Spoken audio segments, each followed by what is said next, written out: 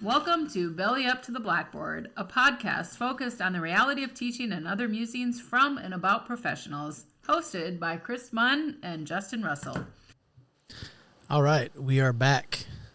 Yeah, we are. I'm just kind of watching Chris's daughter try to pull a tote from the top shelf. Without dropping it. No pressure. Okay. Oh, nice. She gets that strength from her mom. Yep, definitely. No girl push-ups for her. No girl push-ups. But hey, man, I haven't seen you for a while. I've talked to you on the phone or texted that. It's been a while since I've seen you. It has been a while. You've been back and busy. Back from the future. Yeah. That's not the case. And busy. Yeah, as always. It happens. Getting everything organized for the land and... Yeah, and new job, and you know how it is with two kids, man. Like, I do know how it is. Consume 90% of your day. Yeah, our last week was rough.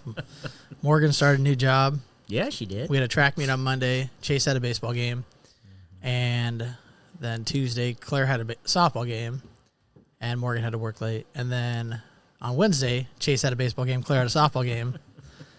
Divide and conquer. And then Thursday, we had a home track meet. Well, yeah, and then you got this pesky thing called sleep. You're supposed to do a third of your day, and that don't happen. No, it doesn't. Especially with two labs that sleep in the bed with us. It's even with a king size bed, it just does not work. And that's impossible, even as a teacher. Like, I've been out of the profession for about a year, man, and I actually get pretty nice sleep now. Still, like, it's pretty good. I like it, yeah. Not stressing about things. And, yeah. But you know what helps with that? It is having a drink or two, maybe. Yeah. Not that we always do it, but... Or cerveza of some kind, yeah. Yeah. What do you got going on, man? All right, today we got Pabst Blue Ribbon hard coffee. No, hold on. When in your life did you ever think you'd be sitting around and one of your top drinks was Pabst? Yeah, Blue PBR Ribbon? me ASAP. I mean, I know people used to drink it because it was inexpensive. You talk to a lot of people our parents' ages. That's what they grew up with. Yeah, and now they got coffee. They got this one's hard coffee. I know they got like a vanilla, and they got a. Oh, that's a good soundbite right there. Or like a caramel. I think what's great. This is awesome when you're camping. Oh, absolutely. We got the hard coffee going on, original by Pabst. Ooh, there you go. You know, they are a great example of what it's a marathon, not a race. The tortoise and the hare story, like just running a steady rate. Like, how long have they been around? They've been around since a long time. Yeah. Well, and they've got their audience, and they just, you know what? That's who we sell to. Now, and they're mainstream now. I mean, it's hard to go to any place right now and not find a Pabst of some kind. Yeah, I know they had like at some point. I know there's places that had like crappy beer nights that had Pabst and stuff like that, and like hams or whatever. But then they ventured out. Geez, I don't know how many years ago it is now, but with the hard coffee and stuff like that, and you can't drink all day if you don't start in the morning, I guess. Well, we're actually late by some standards, so it is 11:06. So whatever, it's Sunday, we don't have to work tomorrow. So no, good stuff. But if you guys never had this, and you like coffee, and you don't like actually the taste of beer, but you do like coffee, and I think this is it's a good blend. Yeah, it's great. Like I said, for like when you're camping and you got nothing going on, it doesn't hurt to have one. Or if you're tailgating, yeah, right, it's great for tailgating. Oh, wonderful for tailgating. Yeah. So perfect. What's up? All right. So what did we say today's topic was? Well, we had a myriad of options, but I think we settled on that money saving tricks and hacks, and we may kind of morph and do some deeper conversation and some of that. But no, I think for the most part, this is a great time. We just came out of Christmas, right? Yep. New Year's. Everyone just spent a crap load of money. Their credit card bills are coming in now, and we're trying to figure out how to rebudget for the summer, right? Well, and then you have spring break. That's it's a little bit different now, but I know it used to be if your paycheck, we always get paid on the 20th. If it landed on the 20th and that was on spring break, you didn't get paid till spring break was over. Yeah. So now you have to stretch out that month to a month and a week. And I mean, when you're so used to budgeting for a month, yeah, it makes a big difference. Or you get paid ahead of time. Yeah, we used to get paid like a week early. You remember that? Before spring break, yeah. And then you had to stretch it out for, it seemed even, it's longer like than 10 days, basically. Actually. Yeah, it makes it tough for teachers to budget sometimes. So, yeah, so what do you have for What are your money saving Well, tricks? I think my thing would be is let's maybe name our top stores we like to go to or places we like to get teacher materials. Because I mean, another thing I just remembered was taxes.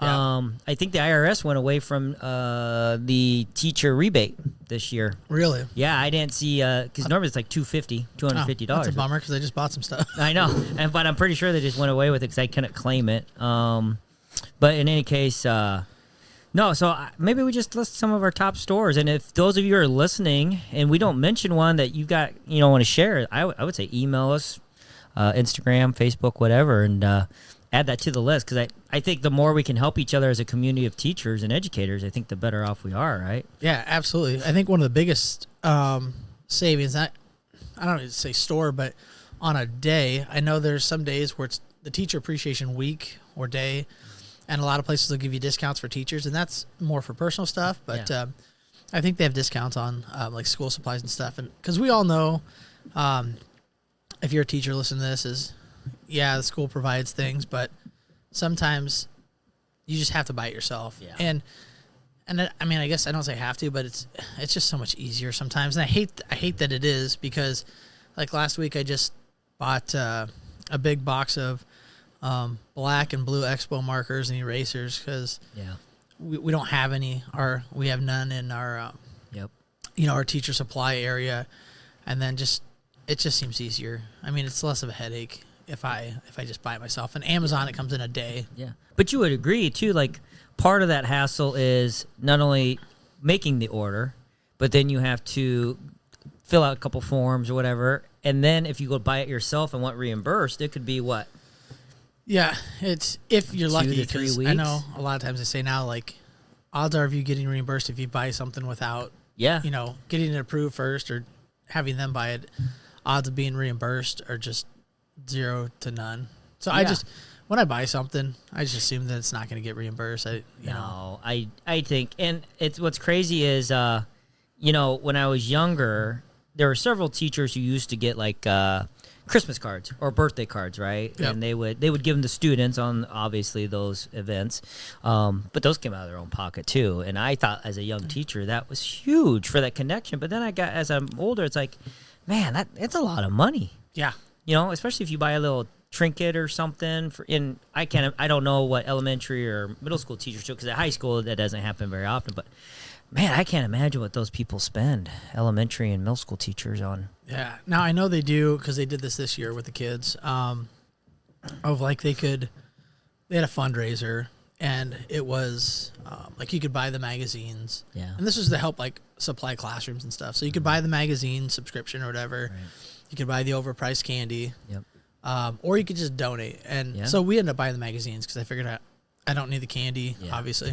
And it's insanely expensive. Yes. It's not worth it. No. So I do the magazine subscriptions, but they had quite a bit of money for their classrooms, which was awesome. I mean, like, it was like over $1,000 or whatever for. Yeah. I know there's one that had over like $1,000 they could use. Jeez, but yeah. But you're talking about like buying a kid something, little things to supply their own classes. Yeah, even if it was like a $3 shoot, you can't buy anything under $5 really anymore. That's not like a garage sale trinket item, right? But like, but still, there's places. So I would say my obvious top one, and this is for just personal and for teaching, would have been Dollar Tree. Oh yeah, yeah, by far. I mean, anyone who's ever been to one. Now, yes, I agree. It did suck when they went up a quarter. So now they're no longer $1.25 tree. 25% more now I'm spending, but I do challenge anybody to go into that store and not spend $25. I mean, they got poster board. They got all sorts of stuff there. It's unreal, but you get so much crap. Like, I remember when you and I were doing collaborative lessons and projects. That's where we got all of our stuff: poster boards, markers. It was last year. We went and bought. God, I don't know how much stuff. And then it was like, oh, look, they got the like, what is it, Starkist tuna, like packs or whatever. Yep. It's like, well, if we ever need something and we don't have lunch. Quick lunch or, your a kid comes in over their lunch and your lunch and wants to do a little extra help. And there's all sorts of stuff they've got there. It's definitely worth it. It's great. I would say that's mine now.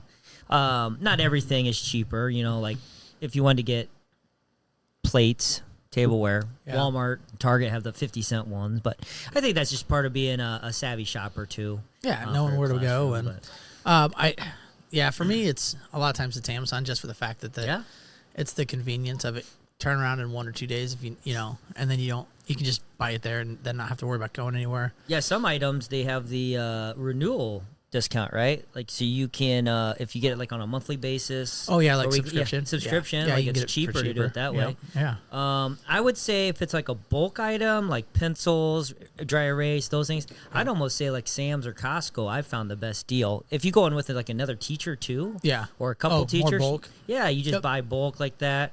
Now, obviously, some of you out there teaching at some schools that have a better funding stream than we did, you probably don't have some of these issues, but I have no idea what we're talking about. yeah, money out of your own pocket. But no, I think in today's world, it's so important to be able to have some of those tricks and hacks and those things. Yeah, and I would say I bet you a majority of teachers Yeah. buy things, whether their school provides a bunch for them. I mean, I bet you a lot of them buy stuff, whether it's decorations for the room, Yep. extra supplies. Yep. I'd almost say 90% probably. I would think No. maybe it's higher. I would say another way to fund expenditures as a teacher is those crowdfunding. Oh, yeah. What's the main one that everybody uses now? Yeah, it's something like My Classroom or something. Well, right? Isn't it? the It's one a that- website. It's yeah, there's two of them. There's one Fund that's My- that's like I'll look it fund up while you're fund my talking. classroom or teachers whatever. No, that's Teachers Pay Teachers. Yeah, that's that's a what pretty teachers good make. site too. If you're looking for lesson plans, I've bought several things from there. Worksheets, just even classroom decorations are always nice. But then there's the other one that everyone uses for like personal fundraisers too. What's that other one? That's what I'm checking out. Oh my gosh. Yeah, you know what? Oh, Donors Choose is one. Yes, Donors Choose is the big one. Now I've used Oh, that Adopt one. a Classroom is another one. I've used Donors Choose. I know Yeah. Casey's has a classroom initiative, right? Casey's will donate. Yeah. Yeah, and I don't know if it's specifically classrooms, but it's like community. Community projects. I think like Home Depot does and Yeah. Shields does. No, Shields. Not Shields. Fleet Farm. Fleet Farm does it.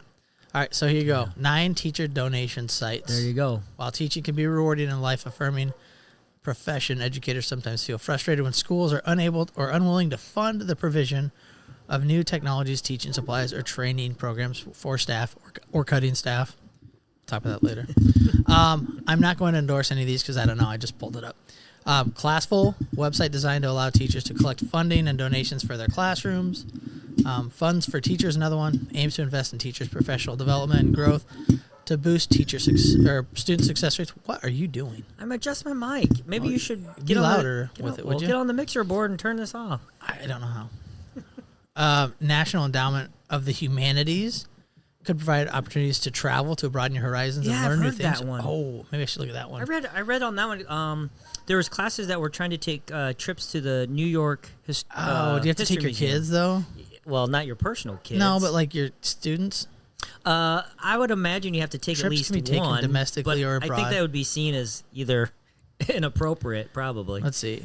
Let's read this. Trips can be taken domestically or abroad, and all expenses will be paid, including accommodation, air travel, daily meals, and excursions.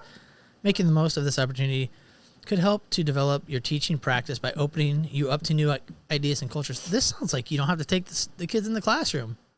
I'm pretty sure there's got to be some benefit to the students. Like you Well, can't yeah. just be you can't be going and taking Instagram photos of you sunbathing somewhere. That would not be good. It'd be an OnlyFans, right? Yeah, we're that's not how- endorsing that one as a That's how I fundraiser. fund my classroom. No, it broadens your horizons, is what it does. You have a lot of horizons to broaden. I'm gonna You might- bookmark that You one. better bookmark that one. The National Endowment of the Arts is one. Yep. If you're an art teacher, are you an art teacher with ideas for I'm a new project Definitely to not involve an your art students? teacher. I can't handle that. Get Ed Funding is an invaluable site that helps educators and schools identify the kinds of funding they need when finances get tight. Hint, hint, hint. So you're saying there are some third-party educational resources out there to review? That's crazy. This says funding when finances get tight. through a special grant finding search tool. Oh. The site hosts thousands of grants for educational purposes, including awards for outstanding educators, grant for teachers in need, opportunities for an array of public and private schools, grants for administrators. Oh, You know, is that how we could pay administrative That- positions? that is one And thing. special though, educational programs. I've noticed though, like there's a lot of districts who don't have somebody who does grant writing. Let's just hire another. Let's just hire another administrator to do it. Well, yeah, and I mean, there's big districts that I think hire like there are big districts, but they do them like contractors. They're like subcontracted. Yeah. But I don't know. I can't remember where I was. I thought there was like a team. Like there was like 3 or 4 teachers that received a stipend, and that's all they did was look at grants. that's probably cut. It's probably cut, yeah, because the stipend's too expensive, right? Yeah, of course. We got other things to pay for. Teach.com is another one. The McCarthy Dressman Education Foundation, and then Donors Choose. Yeah, Donors Choose. I know they're supported by. Is it Horace Mann? Yeah, I think it is. You should know. They come and present every year. Yeah. Oprah Winfrey plugged the site on her television show. Donors Choose. Yeah, Yeah, I've used Donors Choose before. I have not. I like it. Maybe I need It's to. good. I think I got like. I think I did. I ordered a bunch of project materials for something several years ago. For Did the- you? Well, I'm gonna go ahead and share the site on our Twitter account. Now, the caveat to these are they are great sites, right? And they're wonderful initiatives. Just be aware that all of them have different requirements to Yeah. apply, and then also afterwards. So I know with Donors Choose, when I did, and it may have changed, this was several years ago, but we had to document. I had to take pictures, and then I was supposed to take a video of the activity that was happening with Yeah, those materials, and then submit it to them. They use it because it's nice for those who actually invest in it to see their return on that. So we did make thank you cards to the donors as well, but no, I think there's a lot of wonderful sources out there. I know schools have gotten really Keep talking. differentiated or very creative in the way they've done fundraisers. Everything from chili cook-offs clear to different types of auctions to working different types of events, where funding gets reimbursed. So I think the idea is teachers already have a limited amount of extra time. Wouldn't you agree? And I think it would be way more beneficial for districts to figure out how to figure out ways to take that off teachers' plates. Well, I mean, if you have enough people in administration, Yeah. that could be one of their duties. I Yeah. mean, Oh, yeah. right? Yeah. To help limit cutting teachers. Yeah. What's funny to me Funding. is the idea is that teachers are asked to do 12 different things and be good at them, right? Yep. And great. And then as you move up that ladder of professionalism in education, it seems like the obligations get more singular in the idea that in order to do it well, you can only do one thing. Right? That's crazy how that works. So I'm not sure how that works. You'd think in the beginning, as a teacher in the profession of education, you'd only want one thing, which is teaching your students. yes. But- that sounds like a good plan to me. And then adding more responsibility. Yeah. But it seems like after you sign that contract, here's the 12 pages of obligations and requirements of your job. yeah. And most of them don't have to do really with anything with being a teacher. Now, what would you call that? Like, I'm trying, not negative. It's a math term. I'm trying to think what it is. Positive correlation, negative correlation. Yeah, Okay. there you go. Perfect. So, like, yeah. Tell me this: if your salary goes up and your responsibilities go down, I think that's called a negative correlation. It might even be an inverse correlation. Oh, inverse, possibly. Somebody can help us out with that. Whoever's a math expert out there, because we are not. We are not. We are hanging on. I am hanging on. Justin's gone. Whatever YouTube shows us the morning of that lesson, we I we think pretty it's a much are negative experts correlation. on. One goes up, one comes down. It is. Yeah, Yes. yeah. So there we go. There's your math lesson for today. As your salary goes up, your responsibilities go down. So in case you haven't caught on, we are talking about money tricks and hacks and ways as a teacher to save money at this time of year. There are also ways like shopping, I do know there's a ton of stores out there that give discounts to teachers on a regular basis. Under Armour just popped up on my on my email. Well, that's one. They are a great one. They are a wonderful one. Eddie Bauer's another one. Columbia. There's a bunch of like restaurants. There's a bunch of auto insurance policy. Like, there's a plethora of things out there. And so I do think, as a country, we've started to move in the right direction about acknowledging the type of person it takes to be a teacher, right? And what that toll takes. Yeah, and you do start to hear too of like, you know, whether it's politicians or whoever it is, like that teachers aren't getting paid enough. Yeah. Without the teaching profession, you don't have any other professions. And they're starting to say like, well, teachers should getting paid a lot more money and things like that, and which is great to hear. But you got to see it, right? I mean, I'm not going to complain if they want to pay us more money, but you know what's funny is the argument always is that teacher pay is pretty comparative among districts, but the problem is comparable to other professions and the amount of stress, mental health. I mean, I haven't seen the numbers, but I even say that the divorce rate is higher than most professions as a teacher. Yeah, well, and as you can see, you know, continue to see, you know, school shootings due to like the mental health crisis, and we're not going to touch on that subject right now, maybe later, but in a different episode. But stress-wise, I mean, that's an increased stress. And I know, like, maybe I catch myself a little bit, but I definitely know of other teachers that, you know, when there's a school shooting somewhere else across the country, that next day or 2 days, I think their cortisol levels are drastically higher because they're stressed out, like, because you always hear about a copycat and things like that, and it could happen anywhere. Yep. So I think you add that onto it, but yeah, and you would agree, like, obviously these are our opinions. I mean, we're not medical experts. We haven't read up on statistics, but from our experience in child development and working in education for as many years as we have, there are some conclusions that we feel comfortable making, and that is there is a crisis with mental health, regardless of the factors, what we personally believe is contributing. I think we could all agree from top down there is a mental health issue. Oh, absolutely. Well, I mean, if you're a teacher, I would state, and this is just my opinion, 100% that you could pick out mental health issues that aren't being taken care of.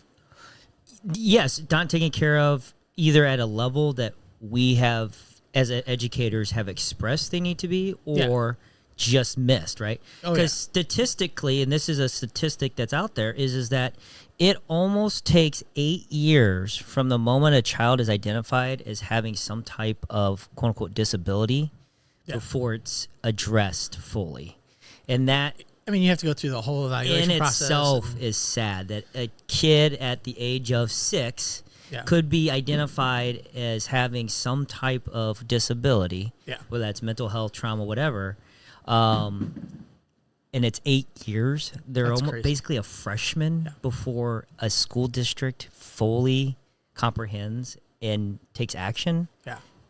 And that leads us back to our topic of there's a lot of mental health in the, you know. Yeah. So stressors on teachers. Yep. We went off on a tangent there. We did. We always do. Well, so you're used to it by now. You can tell which things we're passionate about, though, too. Because, absolutely. Yeah. But in any case, we did. But as far as teacher hacks go, I think there's ways to save money to help alleviate that stress. Oh, yeah. Shopping. There's also, like I said, insurance, auto, even amusement parks. There's some amusement parks that will give discounts to teachers. The places that I use a bunch, the website, and this is where you get through with like Under Armour and a lot of those, is ID.me. Yes. So, you know, it's for firefighters, military, teachers, nurses, things like that. If you go to that and you enter your information and they verify your identity, I guess, there's so many different deals for teachers. Yep. And I think GovX is another one where... That's the other one I was thinking of, if you're a government employee, I know a lot of it's military, but like government employee, technically teachers are.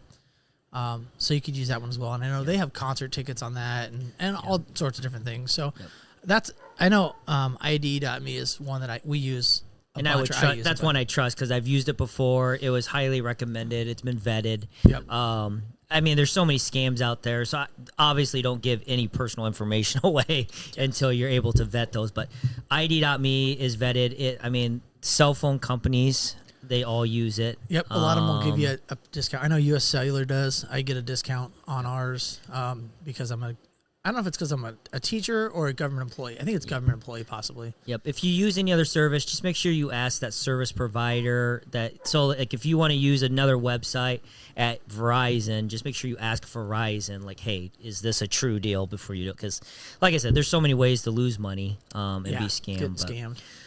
But otherwise, I think that's a good way to not saying that scam is a good segue. I'm just saying that I think saving money, it's kind of a good segue to the underlying topic that we've been alluding to several times here, which is in our perspective as educators, Chris, what are some issues you see with districts and how they are stewards of taxpayer money?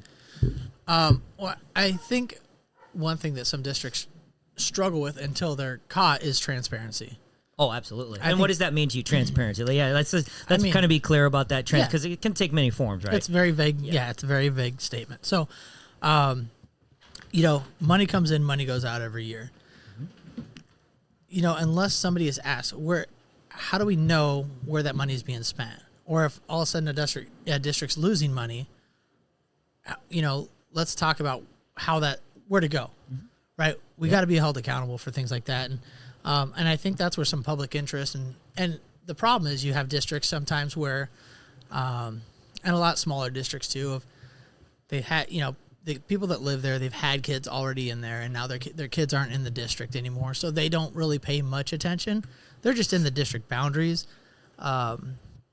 So they're not really asking the questions. Yeah. And I think that's a big one is transparency of, where's the money being spent? Yep. We're cutting money. Okay. We need to, tighten the belts a little bit.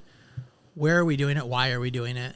And just that explanation to where it makes sense, because if you're not in the inner workings of making these decisions, whether you're a teacher in the district, whether you're just a resident in the district, and you see, social media is terrible just because people ask questions or like make statements, whether they're true or not. And, there's so many different rumors that happen. And if you're not transparent of like why you're doing this and why it makes sense to do it a certain way as opposed to another way, you're always going to have that question. So I think the biggest thing is to be able to come out and say, this is why we're doing it this way. This is where we're saving the money, why we're cutting these things and not these things. Because it raises a lot of questions and a lot of trust issues. Oh, absolutely. If you don't do that. And I think you're right. And I'm actually going to go a little bit farther down that rabbit hole just for 30 seconds. Indulge me. I think it's a larger failure of our academic system in general that we don't teach personal finance. People do not understand that where school's revenue stream comes from. They think it's these once-a-year fundraisers and schools run on 5,000. Woo, we reached our goal of $5,000 for the... No, it takes way more money than that. And the idea that you could go down the line of 100 people in any district and go, hey, how much does your school receive from state and federal taxes? Yep. I don't know that. I don't know. know And that. specifically for the community I live in, the school district I live in, that's where that transparency is so important, right? Yeah. Like that should probably be published to every resident in the school district because it is their money. Yeah, exactly. And if a school district builds a brand new stadium or like does something like that, but all of a sudden they're cutting teacher positions as well at the same time, people are like, what the hell's going on? Yeah. How do we have money for the stadium? Yet we're cutting people. Well, people don't know that a lot of times there's different buckets of money. Yes. Like for funding, you can pay for specific things and you can't pay for other things. So that new stadium or whatever it is came out of one bucket that couldn't be paid for. Like you can't pay teacher salaries out of that. No. But they don't know that. No. And the other thing they don't know is a great example of all those buckets is many school districts have athletic boosters. And the athletic boosters are responsible for every club's money. whether that is book club, clear to anything that is extracurricular that runs at that district. That has been funded by the boosters. By the Because they have boosters, their yeah. own, like... Yeah, unless they have their own. Right, you're right, well, yes. Yeah. Like, the school has certain accounts for those, like, for those sports, right? Yes. But there's also, they have a second, which is their booster account. Yes. So, yeah, And- the booster club's all, like, any fundraising that goes from boosters or any money they raise. Yes. Yeah, it that's goes a in that great. booster account. No, Yep. that's a great correction. Thank you. But what I'm getting at is, you can go to a meeting of that, right? And you can see exactly how much money is in each bucket. Yes. And you know without a shadow of a doubt that that is the money that each bucket or each club is able to draw from. Yeah. Whether that is from the school or whether that is from fundraising, whatever. You can't find that for a school unless you should dig. Like, you literally personally Yeah. have to dig. And you may need to do a FOIA request, which is Freedom of Information Act. Yes, Yeah. to get that, which you shouldn't ever have to because it's public info. Like, Yes. it should be something where I can click on a link somewhere On the website. and find Yeah. it right away. And as a person thinking in business terms, if I invest, let's say I invest in Coca-Cola, once a year they have to have Yeah. a shareholder meeting. And at that shareholder meeting, guess what they release? Full transparency. Here's what we did with your investment dollars. Here's the return. Here's what we're going to do. Here's what we're hoping it happens. You go to a school board meeting, when do they ever tell you, here's what we did with your money? Here's what we're hoping to do with your money next year. Here is the return you got on your money. Yeah. And if you ask any district leadership member, hey, when a student who costs, let's say, $10,000 a year, right? You receive $10,000 a year for a student, Yep. and they're there for 12 years. At the end of 12 years, what is the return on investment? What's that student doing with all of that money for the last 12 years? Yeah. That's a great question. And that can't be answered.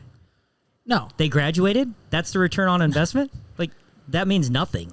You know, and speaking of, like, what's the investment on that student?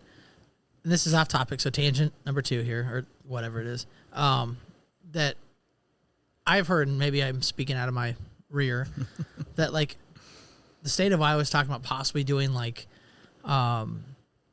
where they have to test out, like, certain grades, and then, like, a test for graduate, like a state test that you have to meet to actually graduate. And I think Indiana does that. There's several states that do it now, yeah. So it's like, there, you could say, okay, this kid passed, this kid knows all this stuff.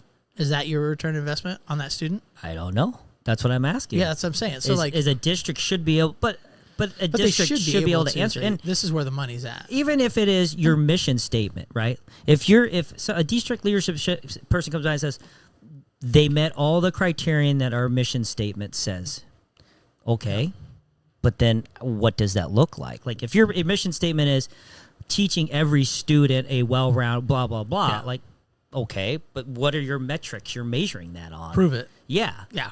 You know, just like a business. I spend money at a business. I invest in a business. I should know what they're doing with my money.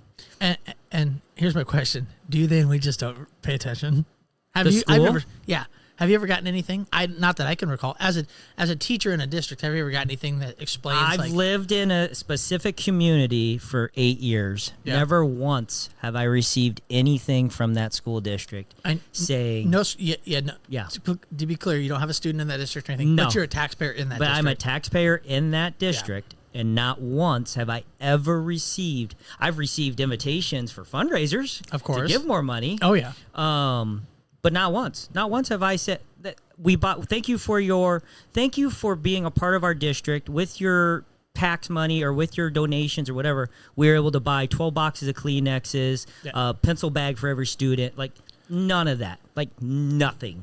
Like Just it's your obligation to pay. And maybe they should fund us. send out like a yearly school or taxpayer transparency statement or something. Something. Right. Now, granted, those of you out there who are an admin or leadership are going to go, well, people aren't going to believe it. They're going to think that we made it up, yada, yada, yada. That doesn't matter. But it doesn't matter because you have a factual sheet to Yes. go off of that everyone's looking at.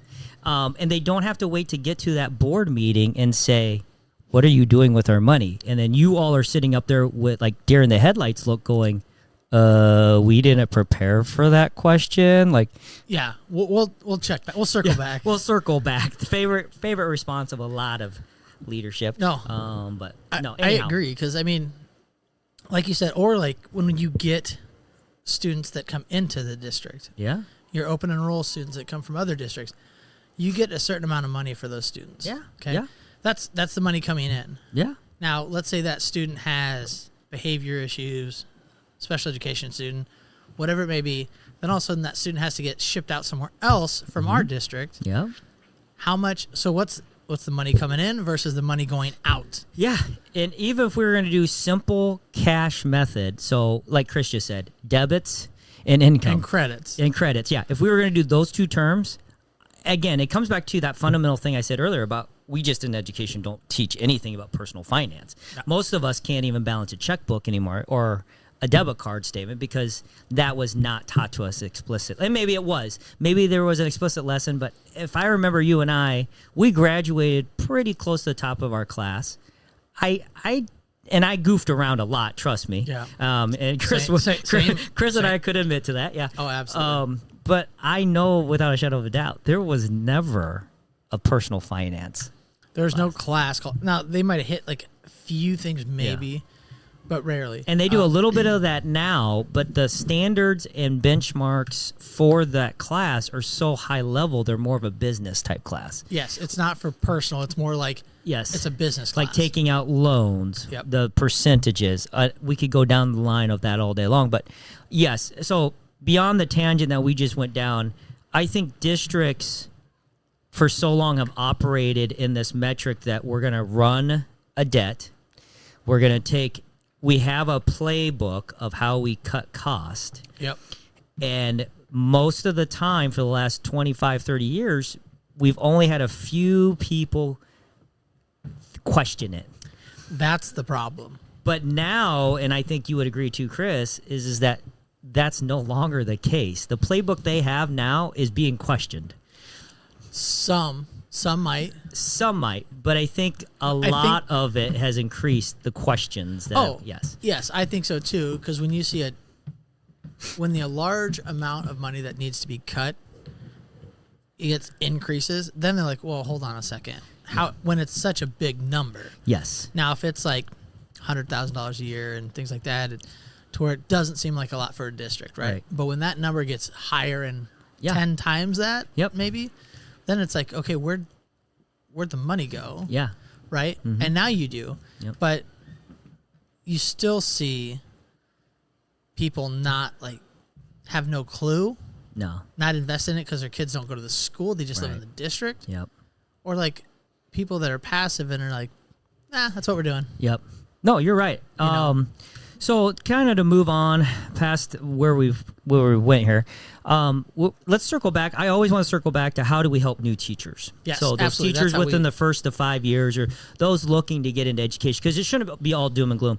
But here are some maybe hazard lights that new teachers should look for when they're in a job application process, like in that interview.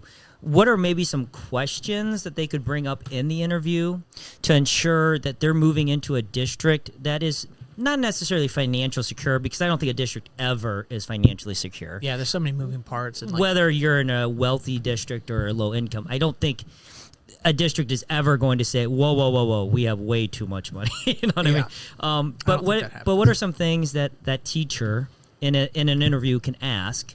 And then also, what are some things that they could do to ensure that their program and students may not be majorly affected if those cuts and things come? I think one thing that they need to ask, and I've never asked this, and I don't know, maybe it's taboo to ask, is, is there funding for the supplies, or how much funding does each teacher get for supplies for their classroom? Because then I think it goes on to that next part of what can they do to kind of ensure is whether you know off the top of your head of what you need, double it, honestly. For money or supplies you need. If you have a certain chunk of money, use Yeah. it all. You know, you're like, well, I don't really need it. You will need it. The year goes a lot farther than you you think. And another thing would be to do is just to, and I'm just thinking like supply wise and everything is, heck, even just research. Hey, what third grade teacher supply list, whatever it may be, and just so you have everything you need, and whatever you get for especially pencils, triple it. Yep. That's a good point. But I think like and your second part was about like avoid the cut right. Well, avoid the setbacks or the negatives of a district cut, right? Not necessarily cutting a teacher, but just expenditures. Like, you know how that happens. Yeah, yeah. Like you can't do this and things like that. Field trips are canceled next year because they're just not in the budget. That type of thing. And that's another thing where like, if you can plan out, and as a young teacher, it's hard because you're just flying by the seat of your pants.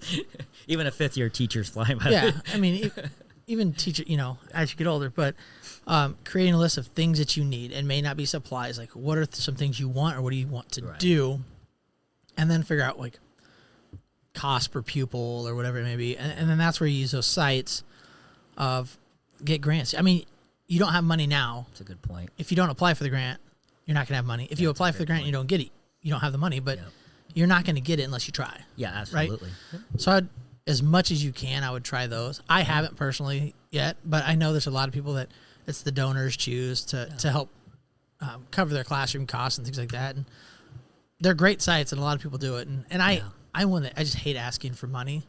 I do know what I too. And then it's a lot. The process is long. It takes a couple hours to 3 hours. You got to take pictures. You have to have parents sign release sometimes if it's a certain field trip where they require photos of your students, But you're right. I think it goes back to the time amount that we have as educators. We don't have it. No. Yeah. And you don't have it on the clock. I mean, you got time off the clock, which is another thing of like, some districts expect you to work off the clock. Like that's what you should be doing. That's if you're a good teacher. When I was a teacher, I'd work on my weekends. Well, that's great, but I'm not going to do that. And that was especially as a new teacher. And we talked about in earlier episodes. I think a first through third year teacher, that is the hardest profession time in anybody's life. Because not only are you managing this new profession where you're expected to be a golden apple teacher, but you have a personal life. You have your own mental health life. You have a relationship life. If you're somebody who got married in college, you may have kids now for the first time. And I think that's where, as young teachers, before we had kids, we were, you'd go in on the weekend, be like, spend a couple hours. I know if it was a Saturday in the fall, I'd put a football game on the projector while I'm working. And now it takes time. And I think that's almost like expected of young teachers. Yeah. It's like unsaid, they still do it. Yeah. But now as I get older, and I'd be interested, like if I went back, would I do this? Now I'm like, it's 3:00. If it's not a season, I have practice. Yes. Yeah. Like I'm gonna go home, spend time with my kids. Yeah, I'm gonna go pick them up early. I'm gonna go do something with them. Yeah. This will be here when I get back tomorrow. Yeah, absolutely. I'm not gonna stress myself on a weekend. I'm gonna enjoy the time with my family, enjoy the time off, and that's where you need that. So to conclude, those are great points. So you would say in the interview question, a good question to ask is there money set aside for supplies? Is there a budget, or how do we get how do we supply our room? What is the process for that? That's Correct. a great question. Yep. And then you were talking about it is hard to plan ahead as a first year teacher. Absolutely, I agree. Like even a week, like it is extremely hard to plan a week. Oh yeah. But I will say this though, like, and I'm cutting you off. No, you're fine. But I also remember, like, as a new teacher, you got all these like grand ideas, right? You're like, I'm gonna do this, I'm gonna do this, I'm gonna do this. We're gonna go on a field trip. We're gonna go out into space, whatever, right? Yeah. So maybe that's where like you write those giant ideas down, okay? And how am I going to fund them? So like, if you are able to, they're funded. If not, try again next year. But maybe that's the way to look at it. Is like, you're young, you've got all this energy, you got all these, like I said, grand ideas. Yep. Find a way to fund them, and maybe it'll work. Yep. No, I love those. I love those ideas, man. That was great. What about you? So we can end with you talking about That's fine. No, so playing off of your idea in that interview, I think that's a great question, and it really sparked this question, which is knowing now that most districts have what they call kind of like a petty cash. Yeah. So there's a certain amount that you don't have to requisition for. That's another pain in the butt. Yeah. But if you can ask that in the interview, say, hey, I know most districts, you have to requisition for resources above a certain dollar amount. Otherwise, it's just kind of you let the administrative assistant know. They tell you to send them a website, and they just buy it. Correct. Yeah. What is that amount, if you don't mind me asking? Could it be $50? Is it $100? And then I would say take advantage of that, because a lot of times that's unlimited. So Yeah. if you need pencils, Kleenexes, markers, instead of just going out and buy them, just be like, hey, I know I can spend up to $50 without requisitioning. Here's the Amazon website. Yeah. Can we get those ordered? And they'll be there like tomorrow or the day after, right? That's great. That's a great idea, because when you have to get into the PO process, Yeah. it's such a pain in the butt. It's almost like, I don't really need it that bad. Yeah. Yeah. So, yeah, it that's is. great. It's like launching a rocket ship. Yeah. I mean, all the boxes you got to fill out and Oh, info. gosh, and yeah. it's just, so if you can get that figured out quickly, and even a veteran teacher now, that might be something you never knew about. Go do it, because administrative assistants will always be happy to tell you. Yeah. You Yeah. need to make them your best friends. Yeah, make them your best friends, because Those and the custodians. Oh, absolutely. Great points there, and the lunch ladies, Yep, absolutely. and men, if Yep. if there are Lunch people. lunch people. That sounds like like a negative like the swamp people. You know what I mean? Like no, I lunch people. It just sounds weird. But anyhow, and then my second piece of advice came from where you were talking about planning out and budget and or figuring out cost. Yeah. We were talking about grants. In other words, another good resource for funding is there are so many businesses come, February and March, even in December, who are looking for tax write-off opportunities. Yeah. That they will give you checks. So that's another question probably to ask in the interview is, hey, I have ideas and I have people who are willing to make donations, Yeah. knowing that we need money or I need money for classroom stuff. Like, what is the process for that? Yeah. Now, some districts are really easy. They're like, yep, just collect the check, let the business office know, there's a form, etc. Yeah. There's others who are like, sorry, any donation we receive goes in the general fund. That has to be used for everybody in the building. And that's frustrating. And that is completely frustrating, because if you get somebody who's like, yeah, I'll give you $10,000, but it has to go to this specific thing, and you're like, oh shoot, I can't take that because it has to go in the general fund, and then the district has to decide how to spend that. Like, you're gonna lose it. You Yeah. lose $10,000 because of a district policy. Yeah. Yeah. And then, like, if their business is within the district, you may want to talk to your administration too before reaching out, because I know a lot of local businesses get hit multiple Yes. times for like donations and things like that. So that's, you got to be careful. Yeah, they of may that. already have a list. They may already have people that don't. But what I'm saying is if you have friends that are yes. business owners, or like your father-in-law is a farmer and he needs a tax write-off for the year, those would be great ways to help fund. You know what I mean? Yeah, I agree 100%. And it's going for a good cause. Now, obviously, you need to follow the law, and you can't just pocket it. But, Correct.